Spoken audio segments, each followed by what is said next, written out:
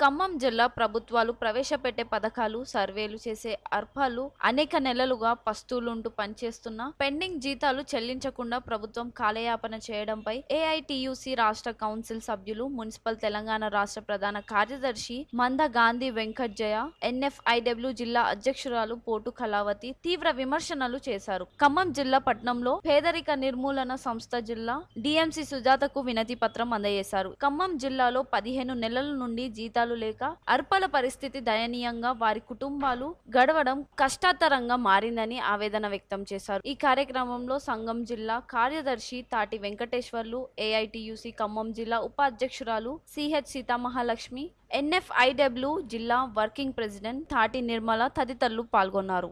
ఎప్పటికప్పుడు ప్రభుత్వ సూచనలు తెలియజేస్తూ ఇవాళ అనేక ఆర్థిక ఇబ్బందులు ఎదుర్కొంటున్నప్పుడు కూడా ఇవాళ ఇటువంటి ఆర్పీలకు ప్రభుత్వం జీతాలు చెల్లించకుండా కాలయాపన చేయడం సరైనది కాదని చెప్పేసి మేము అడుగుతా ఉన్నాం. అందుకనే వెంటనే తెలంగాణ రాష్ట్ర ప్రభుత్వం ఇటువంటి ఆర్పీలకు జీతాలు చెల్లించేదానికోసం చర్యలు చేపట్టాలని చెప్పేసి మేము కోరుతా ఉన్నాం. ముఖ్యంగా కరోనా కష్టకాలంలో ప్రాణాలు అరచేతులు పెట్టుకొని వాళ్ళ ఆర్పీలు పనిచేస్తూ ఉన్నారు. కనీసం తమ ఇళ్ల నుండి మున్సిపల్ కార్యాలయానికి కానీ లేదా ప్రజల దగ్గర వెళ్ళడానికి కూడా ఆటో ఛార్జీలు లేకుండా ఇవాళ వాళ్ళు అనేక ఆర్థిక దయనీయ స్థితిలో ఇవాళ వాళ్ళు కొట్టుమిట్టాడుతూ ఉన్నారు.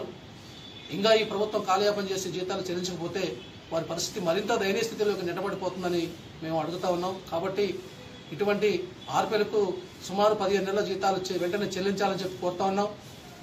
గతంలో 2018 డిసెంబర్లో ప్రభుత్వం వీరి గౌరవ వేతనం ఆర్పీలకు అంటే రిసోర్స్ పర్సన్గా 4,000 రూపాయల గౌరవ వేతనం పెంచినటువంటి జీతం జనవరి నుండి సుమారు జూన్ వరకు 6 మాసాలు మాత్రమే జీతాలు చెల్లించారు.